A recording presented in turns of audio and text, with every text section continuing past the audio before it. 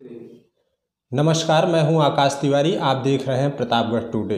आपको बता दें कि आज हमारे साथ जनता दल लोकतांत्रिक जिला अध्यक्ष दिनेश तिवारी जी मौजूद हैं और हम इनसे जानेंगे कि मिशन 2022 के बारे में इनकी पार्टी की क्या नीति है। ये युवा चेहरा है हमारे आपके बीच में, ये युवाओं के लिए प्रेरणा स्रोत हैं दिनेश तिवारी जी। इनसे बातचीत करेंगे और जानेंगे कि जो चुनाव है हमारे पंचायत चुनाव के बारे में जानेंगे और मिशन 2022 के भी बारे में जानेंगे। इससे पहले बातचीत करेंगे और यही हमको बताएंगे कि इनकी पार्टियों के क्या नीति हैं।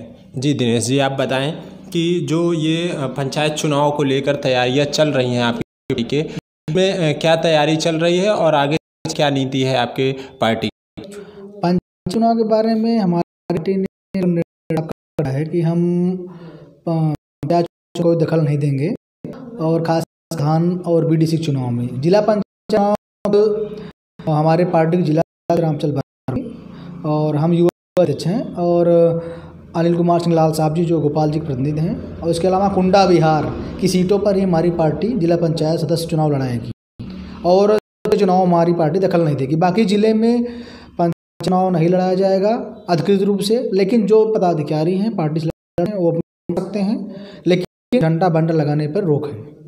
अच्छा, आप हमें ये बताएं कि जो ये पंचायत चुनाव को लेकर ग्राम पंचायतों में आपत्तियां पड़ रही हैं, क्या इस पर कुछ टिप्पणी करना चाहेंगे? ये चूँकि प्रशासन का मामला है, जो आरक्षण नीति तय की गई है उसी से आरक्षण लागू किया गया, उसमें आज माननीय उच्च न्यायालय भी सुनवाई कर रहा है। जो भी निर्णय आएगा उसका हम लोग स्वागत करेंगे। अब पंचायत चुनाव अभी होंगे कि बाद में होंगे, इसका निर्णय हाईकोर्ट ही करेगा।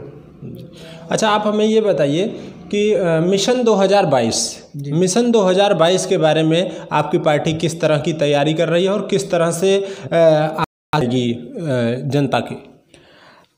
हमारी पार्टी हमारे राष्ट्रीय अध्यक्ष माननीय कुंवर रघुराज प्रताप सिंह राजन ने 2 वर्ष पूर्व 30 2018 इस पार्टी का शुभारंभ किया था, पार्टी बनाई थी और तब से लेकर आज हम लोग पार्टी का नई पार्टी हमारी, और 2022 के लिए हम पूरी तरह कमर कस चुके और पार्टी का विस्तार, लोगों को जोड़ना जमीन स्तर तक, बूथ स्तर तक, इसकी तैयारियां प्रतापगढ़ जिले में ही नहीं पूरे प्रदेश में चल रही है। हम लोग मिशन 2022 को लेकर अभी हैं, भले ही अभी लगभग 10 महीने शेष रह गया है, लेकिन हम मान रहे हैं कि हमारा चुनाव बहुत नज़दीक है।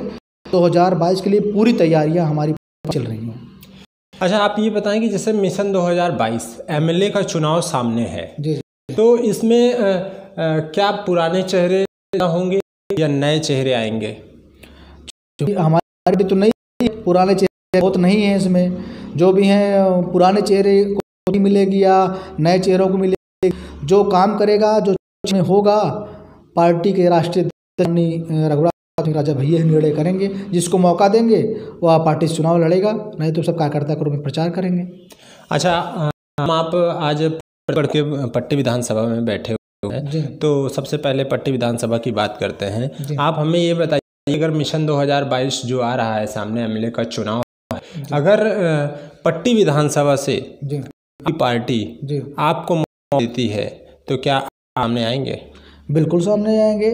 बिल्कुल, बड़े बात होती है हर कार्यकर्ता की, हमको टिकट चुनाव में। हम 15 साल के हमारा राजनीतिक करियर है और विगत 1 साल से पार्टी विधानसभा ज़्यादा हूँ। फिलहाल तो मैं जिला अध्यक्ष हूँ युवा, लेकिन पार्टी में हर बूथ स्तर तक काम कर रहा हूँ। अगर मौका देती बिल्कुल हम उसके दावेदार भी हैं कि हमको अगर देता है तो बिल्कुल चुनाव लड़ेंगे और मजबूती से चुनाव लड़ेंगे और पार्टी को यह सीट जीत कर भी देंगे। आपको क्या लगता है कि पार्टी आपको मौका देगी? बिल्कुल मौका देगी, क्योंकि जो हिसाब से हर जगह जातिगत राजनीति हो रही है, उस हिसाब से अगर पार्टी हमको मौका देगी, उस पार्टी ज़रूरी भी है इसलिए कि यहाँ पर कोई ऐसा चेहरा नहीं है युवाओं का जो यहाँ का क्षेत्रीय हो, यहाँ का रहने वाला हो, सबके सुख दुख में रहता हो। तो हम हर सभी के सुख दुख में रहते हैं, खड़े रहते हैं और क्षेत्रीय हैं, लोकल हैं यहाँ के, तो हमको पार्टी मौका दे सकती है। अब जो भी निर्णय होगा इसका राष्ट्रीय करेंगे। अच्छा, आप हमें ये बताएं कि जैसे आपकी पार्टी, अभी आप बता रहे थे कि नई है, कितने दिन हुआ होगा आपकी पार्टी को गठन? लगभग 2 साल 3-4 महीने हुआ। नवंबर 2018 को हुआ था और 30 नवंबर 2020 को 2 साल हुआ है। जनवरी फरवरी 2 साल 3-4 महीने हुए को। पार्टी जिले की है और अपने माननीय राजा भैया पूरे प्रदेश में और पूरे देश में जाने जाते हैं और उनको सब कुंडा प्रतापगढ़ के नाम से जानते हैं। तो या हम सब के लिए, पट्टी के लिए, प्रतापगढ़ वालों के लिए गौरव की बात है कि अगर पट्टी प्रतापगढ़ में राजा भैया पार्टी चुनाव लड़ाते हैं सभी को और सीटें जीत कर आएंगी तो हमारा प्रदेश सरकार होगा। बिना हमारे प्रदेश में गवर्नमेंट नहीं बनेगी। हम लोग इसी की तैयारियां कर रहे हैं।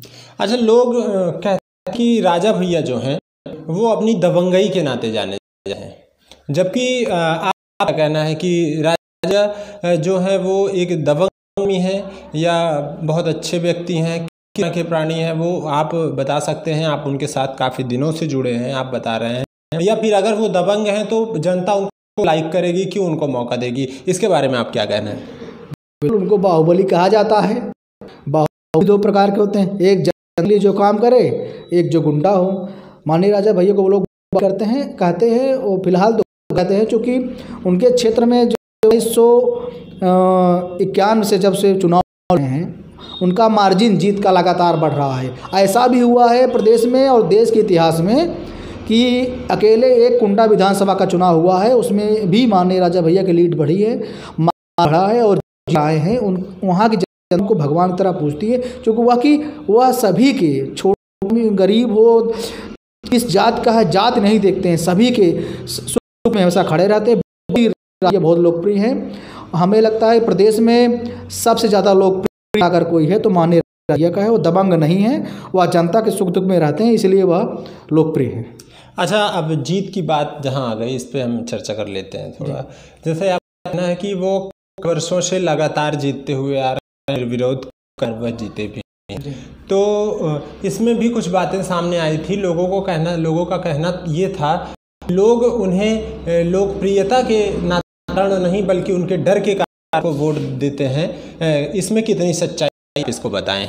आप सोच सकते हैं कि 2000 के आसपास, मुझे इतनी जानकारी नहीं है लेकिन बता तो रहे, देश में ऐसा पहली बार हुआ कि एक विधानसभा का चुनाव पैरामिलिट्री लगा करके कुंडा विधानसभा का चुनाव से कराया गया था। एक बार जीत कर आए वो सबके साथ, लेकिन आपत्ति हुआ कि गुंडाई के बल पर जीत लिए हैं, तो अलग से कोर्ट के आदेश पर अलग से एक विधानसभा का चुनाव पैरामिलिट्री फोर्स लगाकर हुआ। लेकिन जितने से पहले जीत कर आए थे उससे ज़्यादा मार्जिन जीत कर आए। तो क्या पैरामिलिट्री को भी उन्होंने खरीद लिया था? क्या पैरामिलिट्री को उन्होंने धमका दिया था? ऐसा नहीं है। वह बेहद ही लोकप्रिय है, वह जनता के सुख दुख में रहते हैं, इसलिए हमेशा ज़्यादा मार्जिन से जीत कर आते हैं। उनका मार्जिन लगातार बढ़ता आ रहा है। जान लीजिए। धन्यवाद। जैसा कि आप देख रहे थे कि हमारे साथ जनसत्ता दल लोकतंत्र के जिला अध्यक्ष दिनेश तिवारी जी थे। आज इनसे हमारी चर्चा हुई। इन्होंने पंचायत चुनाव और मिशन 2022 के बारे में बताया। इन्होंने एक बात बताई कि राजा भैया के बारे में जो लोग कहते हैं कि वो दबंग हैं और वो इतने सालों से जो जीतते हुए आ रहे हैं, चुनाव को जीत रहे हैं, उसमें लोगों का कहीं ना कहीं ये कहना था कि लोग डर बस उन्हें जिता रहे थे। लेकिन इन्होंने एक बात साफ कर दी है कि पैरामिलिट्री जब वहाँ पर फोर्स लगाई गई तो उस दौरान भी क्या लोगों को उनका डर, कहना है कि ऐसा कुछ नहीं है। वह जनता के बहुत ही लोकप्रिय, और अगर मिशन 2000 का जो चुनाव है उसमें जब वो सामने आए, जनता उन्हें ज़्यादा से ज़्यादा वोट उन्हें जिताए और जनता उन्हें करेगी। मैं आकाश तिवारी, प्रतापगढ़।